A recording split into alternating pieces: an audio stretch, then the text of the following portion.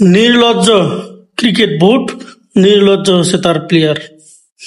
লজ্জা যে একটা ওয়ার্ড, লজ্জা যে একটা সেন্টেন্স, লজ্জা যে একটা শব্দ, এই জিনিসটা বাংলাদেশের কোনো প্লেয়ারের ভিতরে নাই।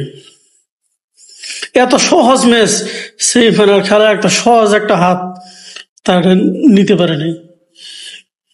লজ্জা কি জিনিস এটা বাংলাদেশের কোনো প্লেয়ারের ভিতরে নাই।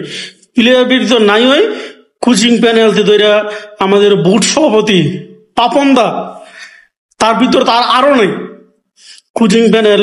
হ্যাঁ, ম্যাচ হারতেছে, আমাদের বিশ্বসেরা অলরাউন্ডার ফায়াতুল্লাহ উনি বসে বসে ম্যাচ কিভাবে হারে সেটা উনি এনজয় করতেছে।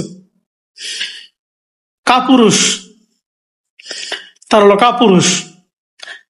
কাপুরুষ বললো যারা যারা নাকি কাপুরুষ তাদের লজ্জা হয়। তারা হলো বাংলাদেশ প্লেয়ার হলো কাপুরুষও ভালো, এর চেয়ে অদম হলো বাংলাদেশের প্লেয়ার গুলো।